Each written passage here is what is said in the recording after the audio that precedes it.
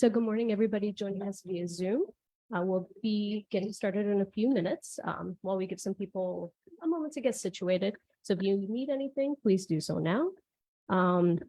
Before we begin, I do want to let everybody know through Zoom that we're also broadcasting this presentation via Facebook Live. So I just want to give a warm welcome to anybody that might be watching through there. Just a few housekeeping notes before we begin. A poll will be activated at the end of this presentation, and we do encourage questions at any time. However, please remember that this is a public forum and we are being broadcasted on Facebook. So just a little bit about myself. My name is Tatiana Calderon. I'm the Autism Initiative Coordinator here at Synergia's Metropolitan Parent Center, Just a few words about Synergia's Autism Initiative. The Autism Initiative project is funded by a grant from the New York City Council under its Autism Initiative. This project supplements the work of Synergia's Metropolitan Parent Center by bringing increased awareness to New York City residents, particularly to communities with large Spanish-speaking populations, about the growing population of children diagnosed with autism spectrum disorder. Its strong outreach component targets families of children with a suspected or known diagnosis of ASD who are not receiving appropriate educational, health, or other related services. The initiative will link them to other services and supports that meet the individual needs of children and families. I want to thank you all for being here, virtually or in person. We're absolutely thrilled that you can join us, and welcome to Synergia. Now, before we get into it, I just want to present our presenter for today, and that will be Michael Brown. He is the Vice President of Mental Health at New York Center for Child Development. Michael, we're so glad that you can join us here today. I'm sure there's lots of questions for those on Zoom and on Facebook. So we'll get right into it. So Michael, take it away. Hi, Tatiana, and thank you for the invite. Hello, everybody. I really planned this more of a conversation. I don't know if we, and also I have to acknowledge this is my first time ever doing sort of a hybrid presentation. I've done many workshops on Zoom, but I'm used to sitting on my computer and having sort of control of it and seeing the participants. And I've never done a hybrid where we're waiting for some of the families to arrive. Javier, is there anyone on Zoom, or what do we have? Or we have 5 participants. Okay, great. Good to know. So thank you for joining us today. Well, so I wanted to just get to know everybody and find out about what is it that you would like to learn, or what brought you here. So I'll tell you a little bit about myself. Tatiana told you that I'm the Vice President of the Mental Health Department in New York Center for Child Development. I've been working in the field of early intervention and preschool special education for the last 20 years, with an emphasis on infant mental health and supporting families. And I'm just really excited to have the opportunity to talk to you today. So I don't know how this quite works with the Zoom piece, but maybe people can. Okay, so hopefully they can. This keeps turning on and off. So when you think of this topic, or the topic for today, what are some thoughts and questions that come to mind?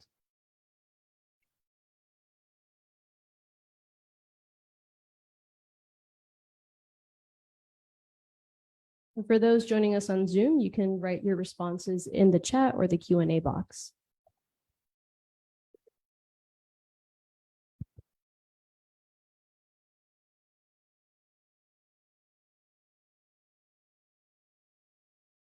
It's okay if we're a little shy. I know it's still early in the morning. But just to reiterate what Michael said, so when you think of this topic, what thoughts and questions come to mind? For me, I'll get it started. A question that comes to mind is, moving into preschool, a lot of parents have questions about how that transition from early intervention and preschool, the cut of services and the timelines.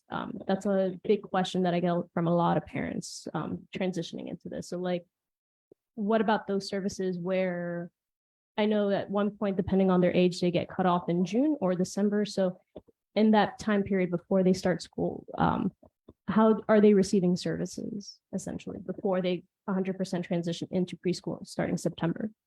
So a question about timelines, and a question about ensuring a smooth transition from early intervention to preschool. Great questions. Anybody else? There's something in the Q&A. Miss Rachel is asking, what can families do when they have an IEP, but there are no providers available? Great question, Rachel. Rachel, are you an advocate or a parent?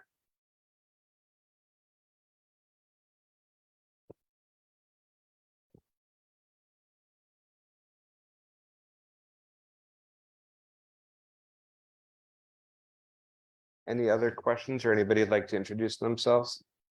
How many of the participants are parents or professionals? Oh, we have some more in the Q&A in chat.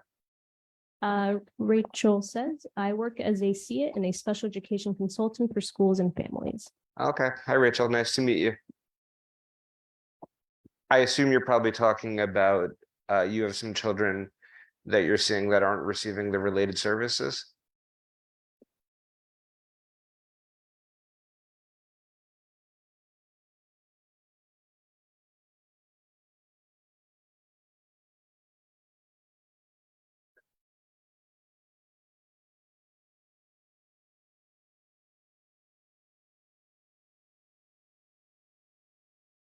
Well, we'll make sure to go over what rights parents have. She just responded, yes, many have mandates that are unfulfilled and have been months without services. It's a real problem. It's a real problem. Anybody else? What else? Anyone else want to introduce themselves or what brought them here today?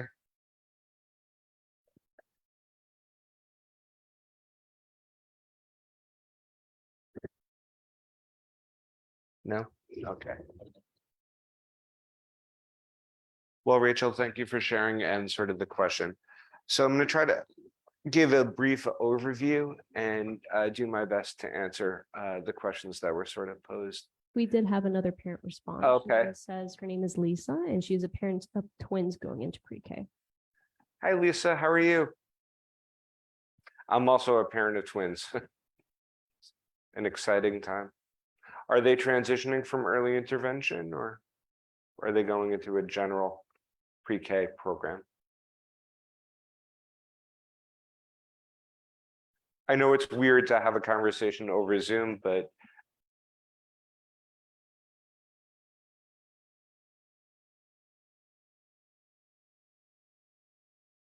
She says that they did not have a smooth transition from. they had a difficult transition. Mhm. But they received early intervention services. Is that correct, Tatiana? She did not say, but okay, she says yes, they did. Their transition from EI received their services. Okay. Oh, great. Well, thank you. And that was Lisa, right? Okay. Thank you, Lisa. So I think two things that Lisa and Rachel sort of brought up is that while we could talk about the Committee for Preschool Special Education, and you'll often hear the abbreviation CPSC, there's a real crisis in New York City. And the crisis has sort of two parts. One is in the shortage of evaluation providers, and I'm going to talk about the evaluation process. And I think Tatiana was raising the question about timelines. And as someone who's worked in preschool special education for a long time, I could tell you it's a little bit of a crisis because families are having to wait an extraordinarily long period of time for an evaluation. And that makes the transition from early intervention to preschool very difficult because there could be gaps in services, and often parents are left struggling with trying to find an evaluation site or an evaluation appointment. And that's unfortunate, but very challenging. The second situation, I think this is the one that Rachel brought up, was if you get through the process, and we'll talk about the process, and you get to the point of what's called that individualized educational plan, there's a shortage of providers. So we have two real challenges with the system at the current moment. One is access for evaluators for eligibility, and then finding providers once the individualized educational plan is written. And if I was able to have you be speaking, I would love to hear your reactions and sort of responses to this. Okay, and Tatiana said she's going to open the mic. So if you do have a question during the middle of the presentation, just please raise your hand and I'll allow you to talk so you're able to speak with Michael directly instead of just waiting through the chat. Thank you. I'm going to give them a second in case they want to take us up on that.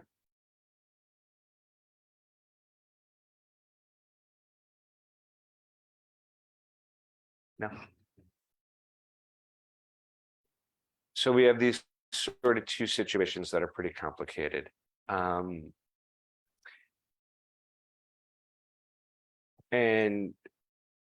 there really, at the moment, aren't great answers for how to sort of address them.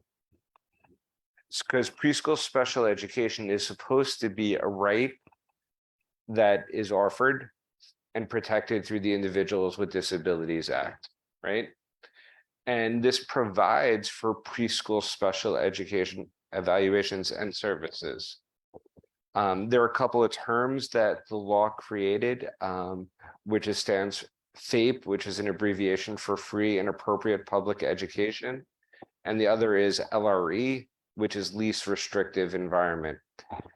And what basically those two terms mean is that every child is supposed to have access to what's called a free and appropriate public education. It's a wonderful concept. One of the challenges with that definition is that free is pretty clearly easily understood, but appropriate has been a word that has been challenged in court many times. What is an appropriate public education, especially for a child and a student with a disability? And the other is least restrictive environment, and that is really for students with disabilities to have the opportunity to be in the same environment as a non-disabled peer. And there's a big push for inclusion services.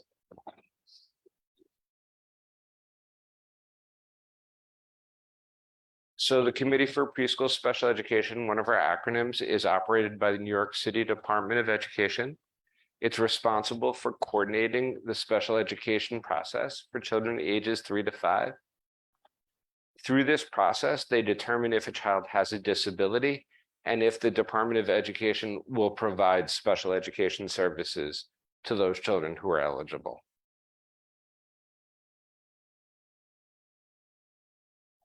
A child may be eligible for preschool special education services if they show a significant delay in any of the 5 areas of development. The 5 areas of development are cognitive, communication, physical, motor, social, emotional, and adaptive and self-help. So in cognitive development, we're thinking about problem solving and sort of children's approaches to learning. Communication, we're thinking about understanding and the use of language. Physical, we're thinking about both gross and fine motor, specifically their movement.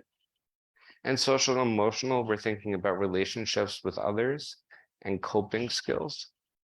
And adaptive and self-help, we're thinking about independent living skills, such as toileting, eating, dressing, and ability to use skills across different developmental settings. So this slide gets to the question that sort of Tatiana posed, which is sort of about timelines. And the timeline question is compounded by the issue of availability for evaluators, right? What I'm hearing in New York City currently, as of a couple weeks ago, that if you had referred your child for a preschool evaluation, that evaluation sites had a waiting list to October, November for appointments. So you can see there's sort of a long lag between a point when you might refer a child and when they may get an evaluation. If you're looking at some evaluation agencies booking into November and December already, and we're just in late August. So the date of eligibility depends on your child's birthday. So if your child turns 3 between January 1 and June 30th, they are eligible to start for preschool as of January.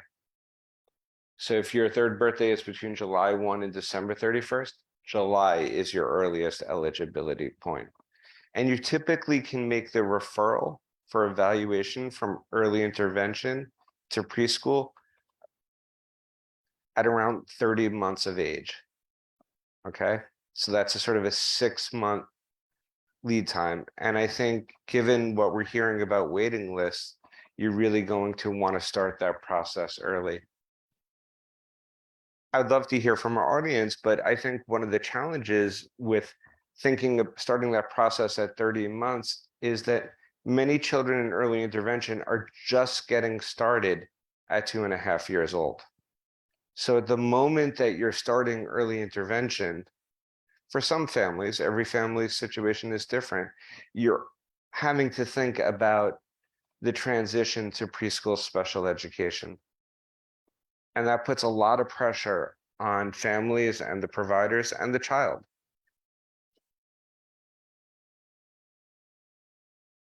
And I think it was Lisa who said she was through the transition process, but one of the things that has to happen is if you're in early intervention, right? Early intervention can extend past the child's third birthday based on certain parameters if an IEP meeting is held before the third birthday. But again, we have this long delay with evaluations. So it puts a lot of pressure on the family again.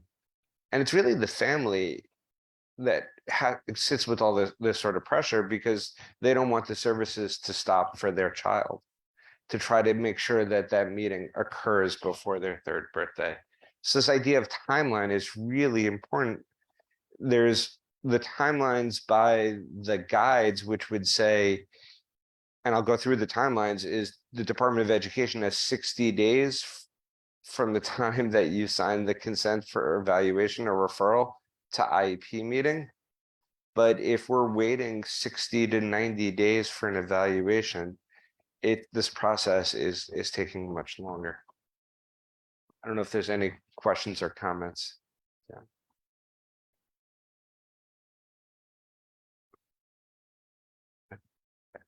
None yet, but Okay. again, parents are welcome to raise your hand and ask their question out loud if they choose. I'm sorry, I'm struggling with this. So we went over certain timelines. So there are sort of steps in the process of preschool special education, and one of them is the process of referral. And families will have the option of, starting that. If you're coming from early intervention, your service coordinator should support you. Again, if you're in early intervention, your service coordinator hasn't had a conversation with you yet about transition, you want to make sure you're having it certainly no later than 30 months, but early intervention would recommend that you have a plan in place by the child's second birthday. So the referral is, and these are questions you want to be thinking as a parent and be talking to other people in your family and in your support network about your child, is to describe any concerns you have about your child's development. And you want to, in the referral state, that you're requesting a special education evaluation. You want to. Oh, no, sorry. We do have a comment from Rachel. Sure. They said, I've had a family told they need to wait for CPSE authorization, even though the child was age appropriate to skip EI and go directly to CPSE. Say that again, Tatiana. Sure. Rachel is commenting that I've had a family told they need to wait for a CPSE authorization, even though the child was age appropriate to skip early intervention and go directly to CPSE. Could you say more about what you meant by CPSE authorization? Rachel, if you would like, I can unmute you. If you would like to explain a little further to Michael, or we can wait for you to write in the chat.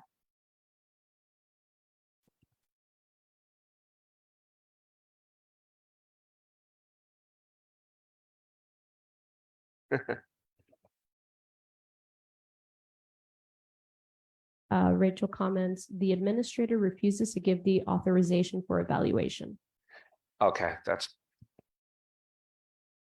so in a situation like that, if you're having a challenge with an administrator, I'm not sure what the rationale would be for not providing the authorization for the evaluation.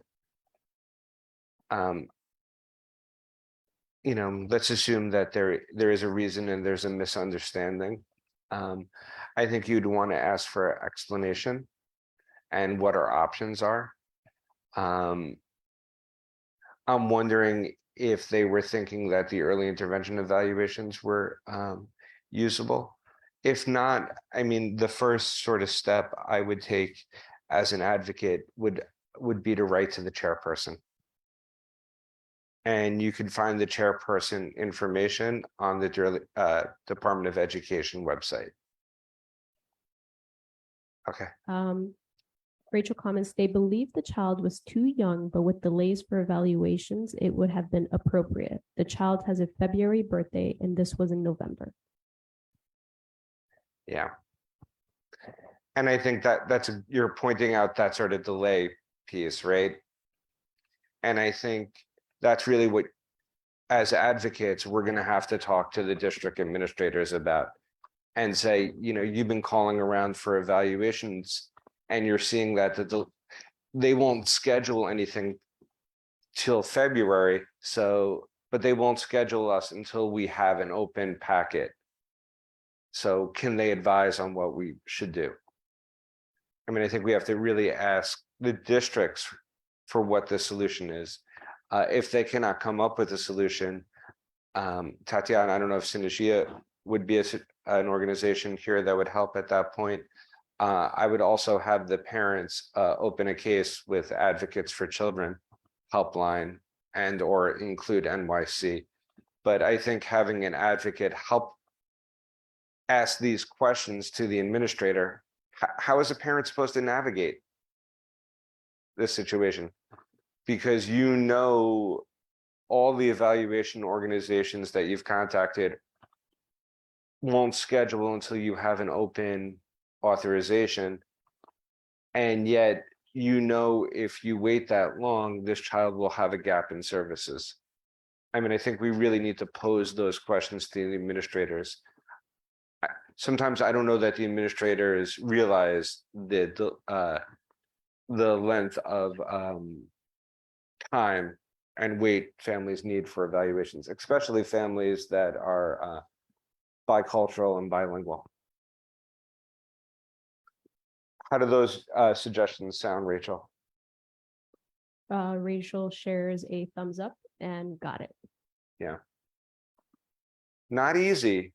But these are, I really appreciate you sharing, because these are the real life scenarios that are coming up. We could talk about all the timelines and processes that are supposed to occur, but if there are not evaluators for families, these timelines, you can't really be applied.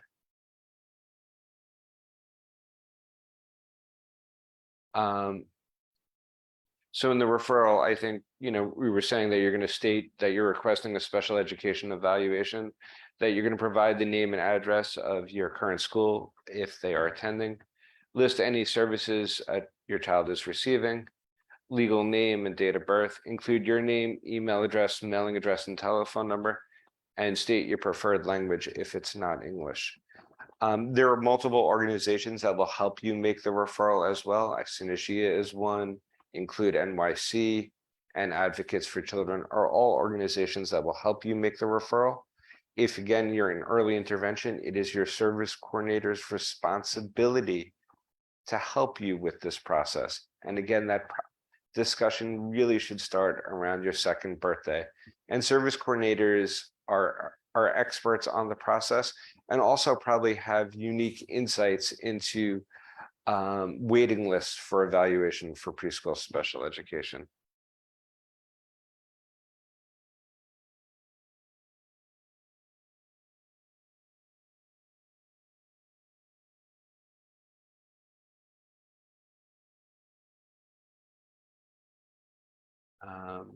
So we talked a little bit about referral.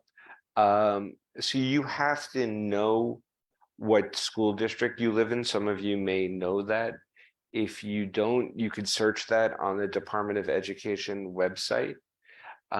There's a link in here, but you could also, if you just go to the Department of Education website, schools.nyc.gov, you will find it. The thing they don't tell you about that lookup tool is that you must use function 1B to see city school-wide information, and that will give you the school district. And then you can send over the information. Again, sites will help you with this process, like Synergia. I'm going to skip that for a second and come back. Sorry. I'm skipping around a little bit.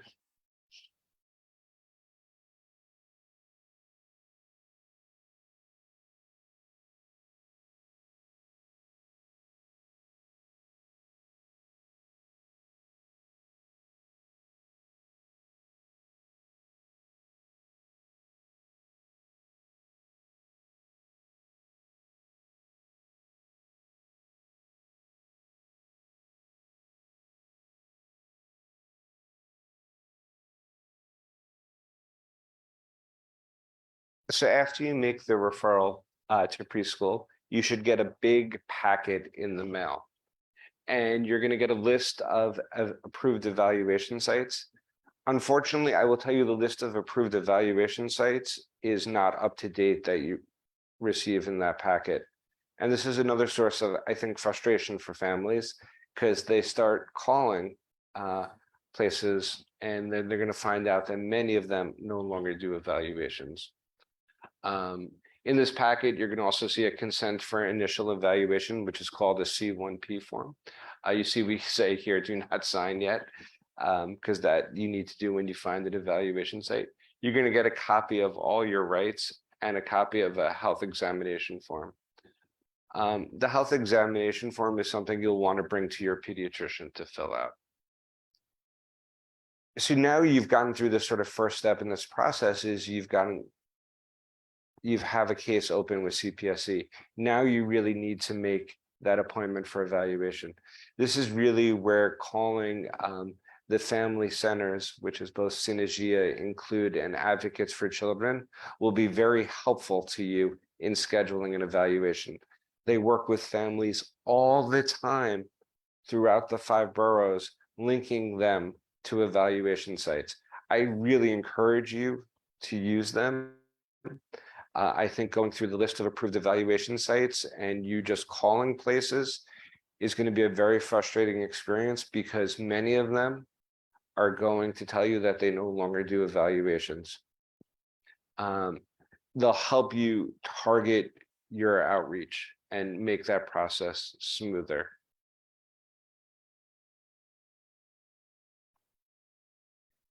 If we get through to the point that we can get an evaluation agency, there are different types of evaluations. Depending on if you received early intervention, it may change the evaluations that you receive. Typically, families will get a social history, a psychological evaluation, and an educational evaluation. You then may get what are called supplemental evaluations, evaluations in speech and language, physical therapy, occupational therapy. And as part of the evaluation, you're also supposed to get a classroom observation if you go to school. The evaluations are then written up and sent to you along with a summary. Someone from the evaluation organization should be contacting you to review the evaluations. Throughout this, I haven't really discussed eligibility because I've been taking more of a focus on the process than eligibility, but the evaluations will indicate the scores on standardized tests, or if standardized tests weren't used, they will use age equivalencies to come up with percentage of delay.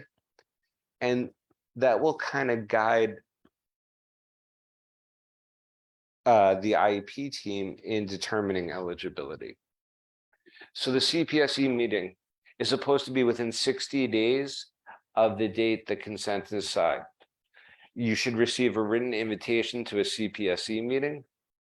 They should review with you the written results, and they should share and learn more about your child and determine if your child is eligible for preschool special education services. If found eligible, they should develop an IEP.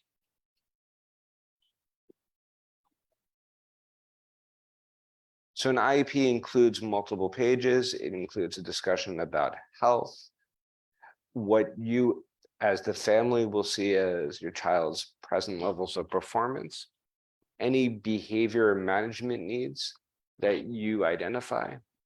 And this is really an important part because this is what I think makes a really good individualized educational plan or family service plan is goals and objectives. And I certainly encourage families to think about what are some things that they would like to see for their child prior to going to an individualized educational plan meeting. So meaning, you see my child is not speaking, or I'm worried about my child's articulation. Well, but what is it that you would like the child to, what would you like to see your child be able to do by the end of a school year?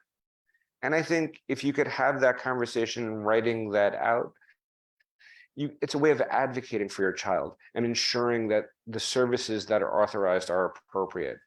So being very clear about some of the goals and things that your child isn't doing that you would like to see them to be able to do.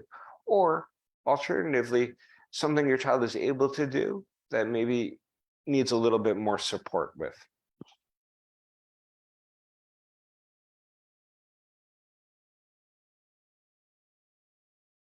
If found eligible, there's a continuum of services, and this starts again that idea of the least restrictive environment.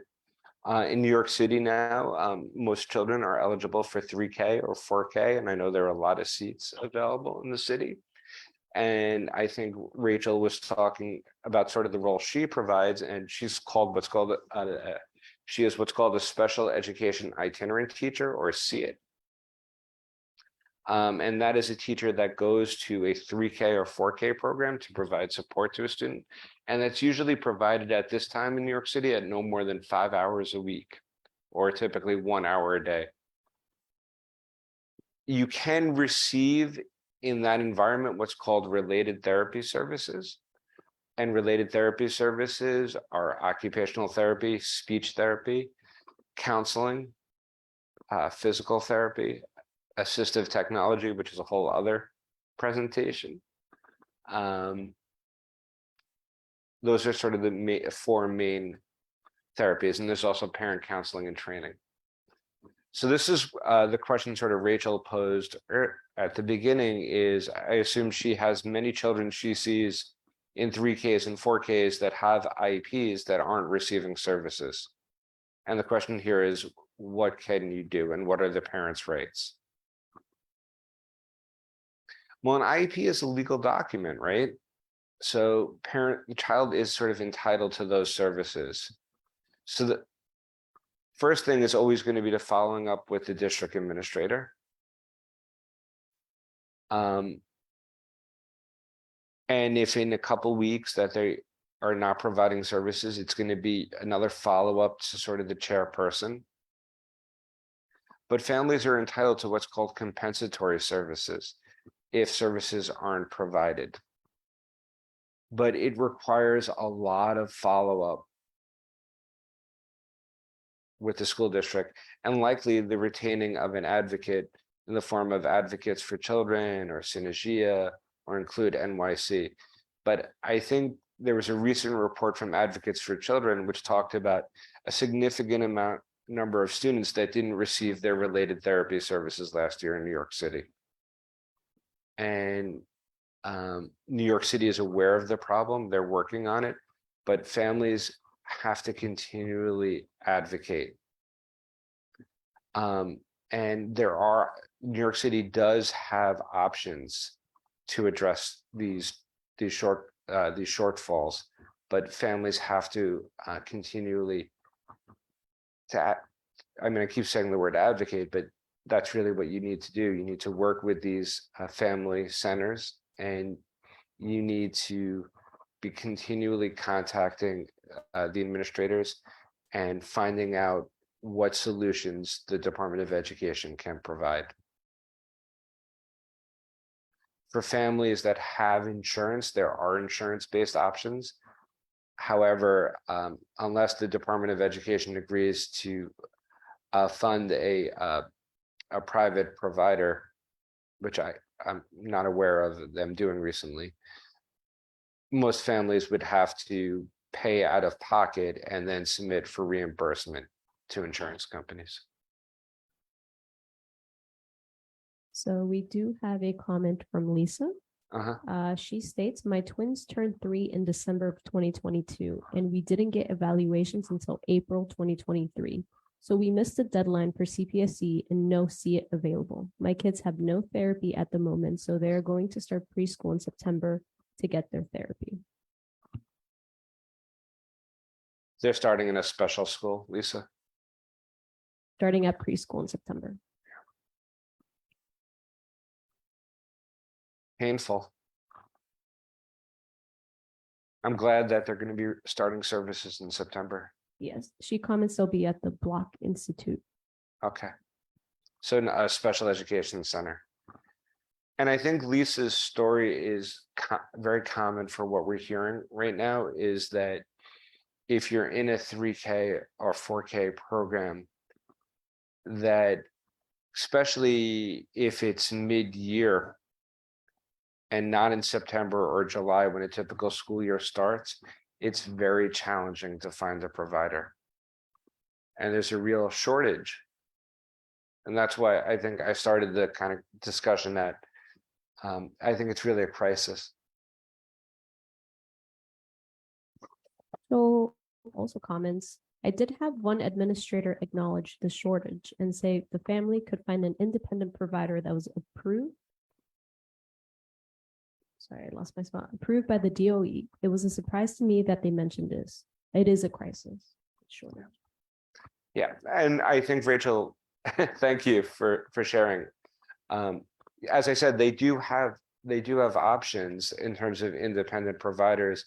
Unfortunately, there's no one in the Department of Education that will make all these calls for the independent providers. They put that onus and burden on the families.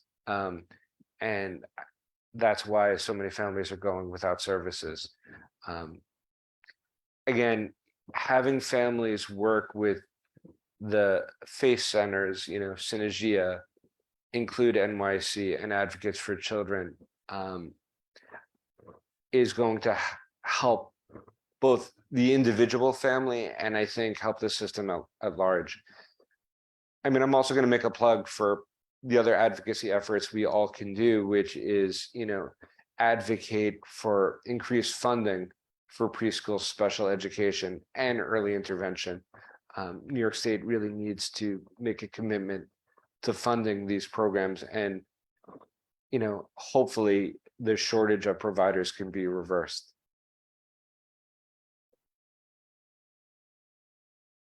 Michael, I have a question of my own regarding independent providers.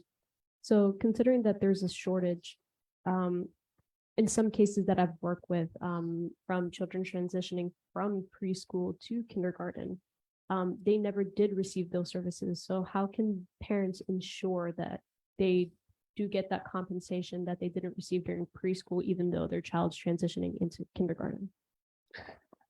So the webinars that I've watched regarding compensatory services, and Advocates for Children, again, is going to be the expert here, is from what I saw is they got the Department of Education to agree for compensatory services for school-age children.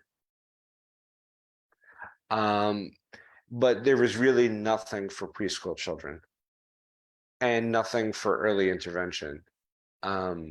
They have these centers, especially over the summer, that are supposedly open to provide additional therapy services, speech therapy, occupational therapy, and physical therapy. But they haven't been offered to the preschool population. And this idea of a shortage of related services has been an issue not only in preschool special education, but school age. One of the solutions that I hear being floated throughout New York City is the idea of grouping more and more children for services. And I think that likely works or is possible in center-based programs. I'm not sure how that works for 3K and 4K programs, Rachel, that you kind of work in.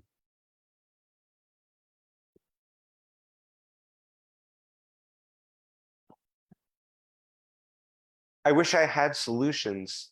I don't want to be misleading and tell you that you can just follow these sort of timelines. I want you to have an honest appraisal of the situation. You do have rights, and you have what's the abbreviation for FACE, Tatiana? FACE, the family. Synergy is one of them. We're both blanking, but yes. So the FACE centers are these advocacy organizations for families, and Synergy is one, and Include NYC is one, and Advocates for Children. And you hear me keep shamelessly plugging these organizations, but they are free organizations to support families and providers. And I use them all the time because families, it's very hard to do this on an individual level. You need support, and Tatiana and her team and the other teams all are there for you to do this. Absolutely. And Rachel does continue saying, sometimes I've seen groups for related services in Head Start or private preschool that had enough kids and providers on site, but it is rare and sometimes not appropriate for the child. Yeah, agreed. But they're trying to come up with whatever solutions they can. So, I mean, I try to then look at this from a family perspective. Well, what is a family supposed to do? My child is supposed to be receiving services. They may be struggling in the school that they're attending, and the school is becoming frustrated, potentially with the family and the system. And, I think the family, we have to think about setting realistic goals for sort of the child and making connections with the providers to support the student the best we can, knowing that it's going to be a bit of a slog to try to get to these services. Let me go through the rest of this slide, just not to not forget. So we've talked about general education, which is the 3K and 4K programs, having a special education itinerant teacher, the related services, which are your occupational therapy, speech therapy, physical therapy, and counseling, which can go up and down sort of the pyramid. The next sort of setting is called a special class in an integrated setting, or a SCIS classroom. And you can receive related services there. SCIS classrooms are both in 3K and 4K centers, and oftentimes at early childhood preschool special education programs like the Block Institute or New York Center for Child Development. And then you have your special classes. And those are what we refer to as sort of self-contained preschool settings. And these are classrooms with children who only have individualized education plans. And they typically have related services in those programs. There are different ratios of classrooms with 6 students, 1 assistant, and 2 teachers. There's classrooms, the first number is always the number of students. The next number is always teacher, which is always going to be 1 head teacher. And then the third number is the number of assistants. So you have 6 1 to 2, 8 1 to 2, 12 1 to 2s, or 12 1 to 3. In the very rare scenario, you have a residential placement. So sort of summary of steps, I think is an important thing to know is sort of know the timelines, right? You could start the process at 30 months. I think you hear me suggesting that you may even want to start earlier than that, knowing the delays in the evaluation wait times. You want to receive the packet. You want to schedule evaluations. And then you want to get to the IEP meeting. You know, given the delays, this slide seems ironic because we're saying earlier is better, but yet the system is, there's delays in the system. And I think if there's anything you could walk away with today is that you know that there are delays, and there are these wonderful services, but accessing them is going to be a little bit more challenging than it has been in the past. And I get to say that as someone that has seen the system for a number of years. And I know many of you that are on the call or watching on Facebook Live are parents that are new to the system, and you're like, this doesn't make any sense. The book or the booklets or the website says if I refer at this point, I should be fine. And I just really encourage you to talk to people at your 3K and 4K programs, really speak to your service coordinators and ask them questions about how do I ensure that my child receives services if they're aging out of early intervention by the time that they age out of early intervention. I'm concerned that my child is starting school in September. I want to make sure that there are special education services in place beforehand. How do I go about doing that? I think you really want to put the onus on the professionals that are collaborating with you and supporting you on how they are going to help you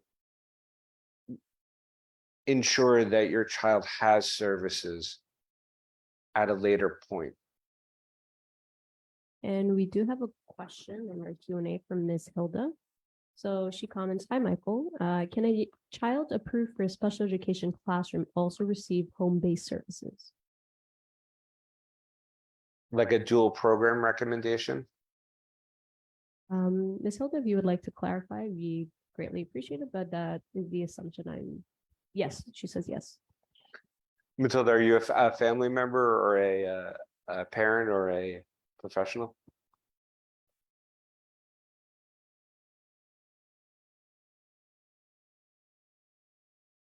No. I'm a social worker, she says. Okay. So I'm a social worker also, Matilda. So when I first started, a dual program recommendation was pretty common. We are not seeing dual program recommendations currently. If you are supporting a family that has autism, I think what we're finding in our experience is the way to enable home-based services is through insurance based therapy or through OPWDD. But that process is also laborious and challenging, and a family will need your support, in my experience, to get through it. Also does mention it's Hilda and we know each other. Oh, it's Hilda. Hilda, yes. Oh, hi, Hilda. She also comments, if the child has a significant rare genetic disorder and needs the school, but also needs home-based help, they're starting the OPWD process. And she said, it's good to see you. It's good to see you too. Yeah, I think OPDWD is the answer, and I think the insurance is the answer. We have not seen a dual program recommendation in a number of years.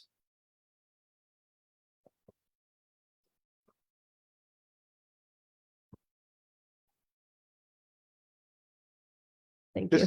You're welcome. This is a really hard present workshop to give. First of all, it's a little awkward for me because I'm used to talking directly to people, whether it's on Zoom or in person.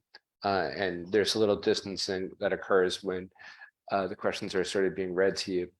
But I also think it's a challenging discussion because there are these guidebooks, and we can send you the links to the guidebooks, whether from Advocates for Children or Include NYC or Synergia. Everyone will show you a worksheet in your native language, which shows you the timelines. But what the paper won't tell you is about the wait times. And what it won't tell you is about the shortage of providers. And I don't mean to be depressing, but I do want families to be realistic and then to be thinking with their teams, how do we support my child?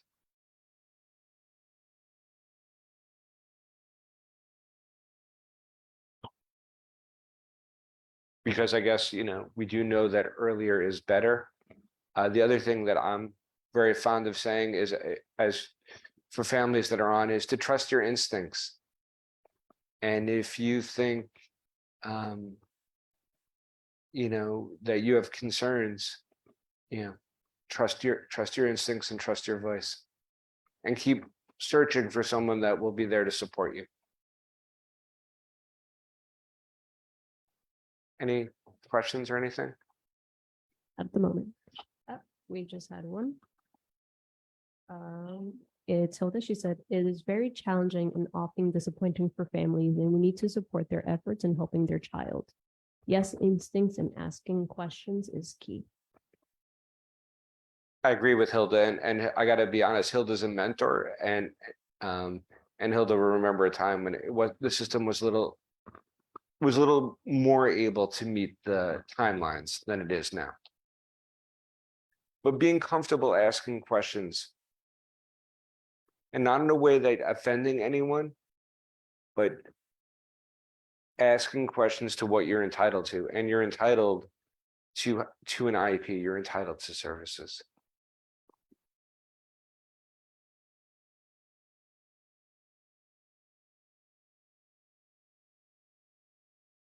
Anything else? We have Lisa raising her hand, so I'm going to allow her to speak. Ask her question. Hey, Lisa. All right, Lisa, you should be able to share your question now, if you unmute. Hi, can you hear me? Yes. Okay. So it's a lot to type. So basically, you know how like I was saying, like I guess at that time I wasn't really also educated as far as like the transition. So I Right. want to know, like, do you guys have anything about like turning 5, because they are going to turn 5 in next year in December. So I kind of just want to get more information as well. And I'm trying to get them also OPWDD as well. So I Good. just wondering if you guys have anything or like any webinars about that as well. We will be having a turning 5 presentation later on in the year. Okay. So we make sure to share that with you once we have it available. And as far as OPWD, we do help with eligibility here in Synergia.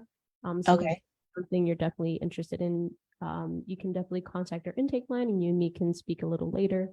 Okay. I'll share contact information.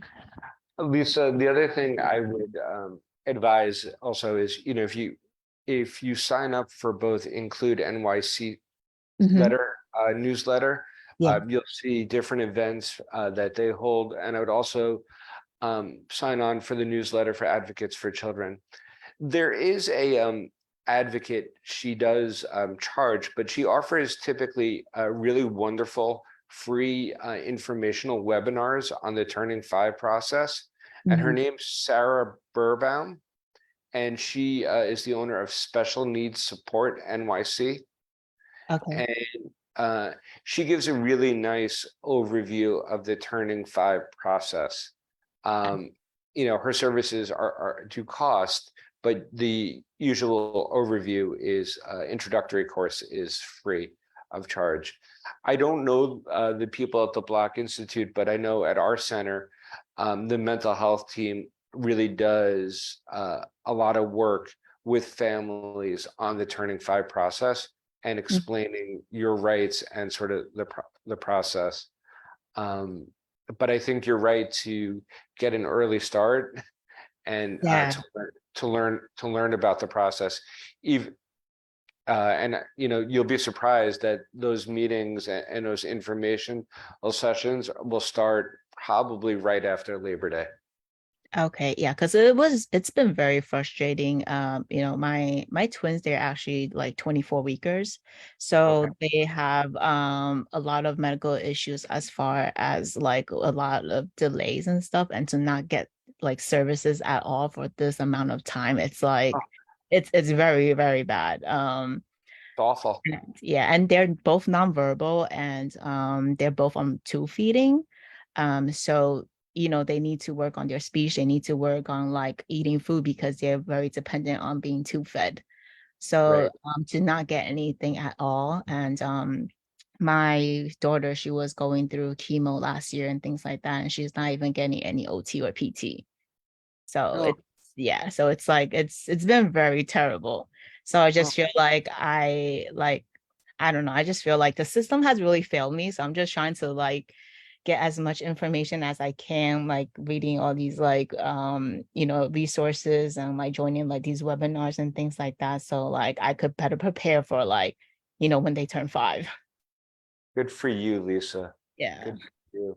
It's been Their date of birth is there, so they were born in yeah, they're so they're both born at 24 weeks. okay, They spend a lot of time in the hospital and times in the NICU and things like that. And especially with my daughter going through chemo, she spent like basically a whole year in and out.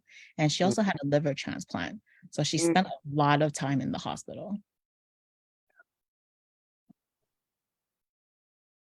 Is there a specific school district administrator following the Um, twins?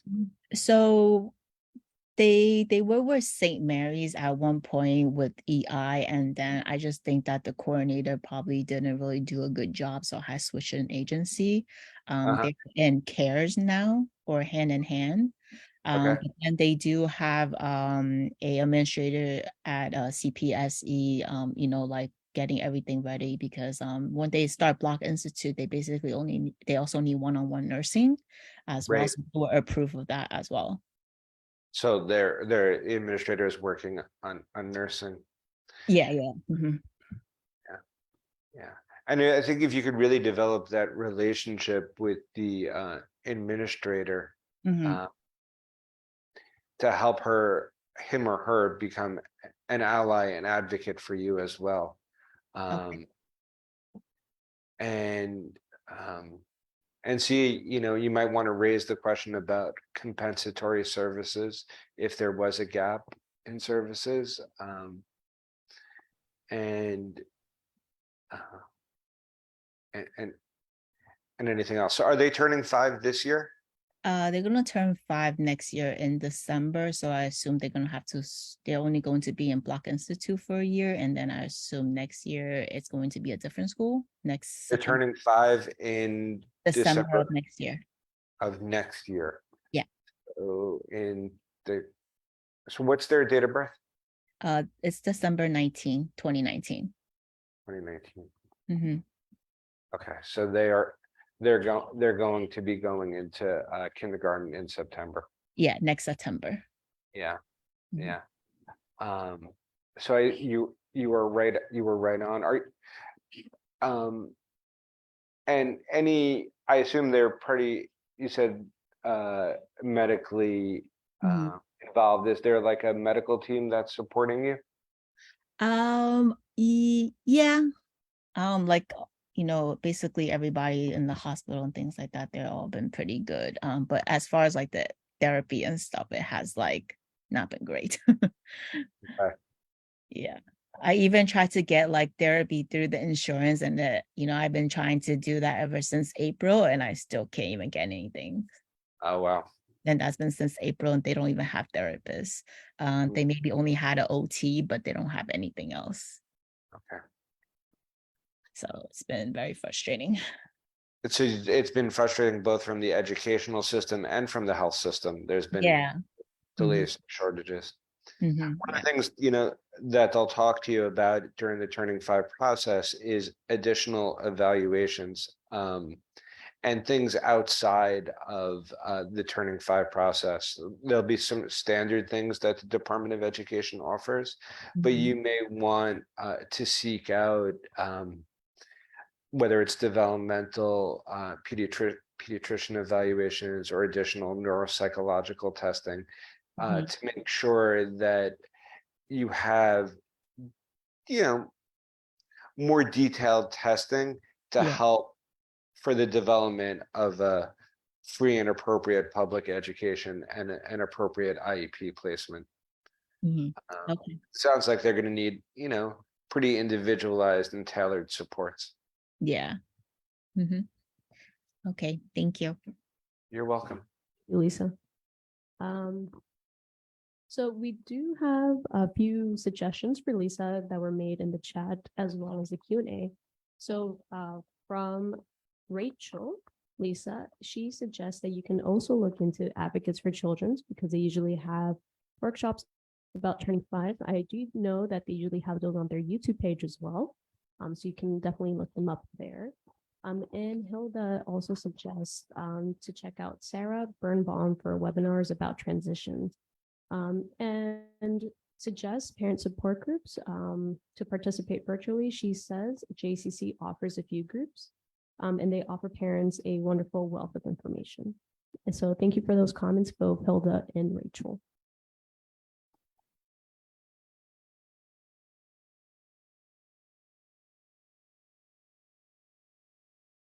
Well, Lisa says thank you to all for those that did their suggestions. thank you for sharing, Lisa.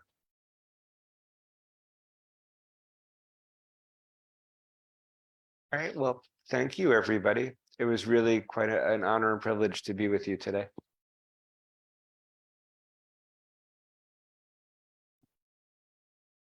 That's it. Yeah.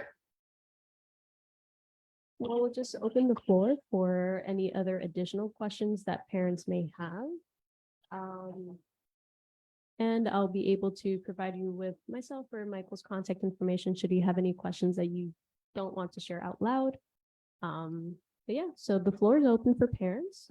Just again, for those that are on Zoom, there will be a poll that'll be activated. So if you guys could please fill those, we'd greatly appreciate it. And everybody's saying thank you, Michael, for such a wonderful presentation. So I will be launching the poll now for those on the Zoom call. And again, the floor is open for questions, whether that's the Q&A, the chat box, or even raising your hand and asking it out loud like Lisa did. So thank you so much for all that participated.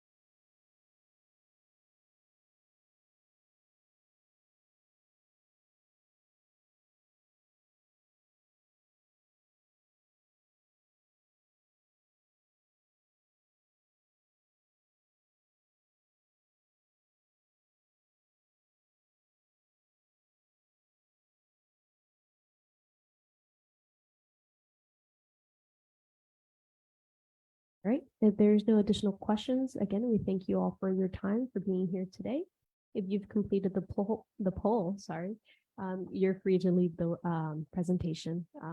Again, my contact information is in the chat. Should you want to get in contact with me, I'll be sure to also share Michael's contact information later on if you need it.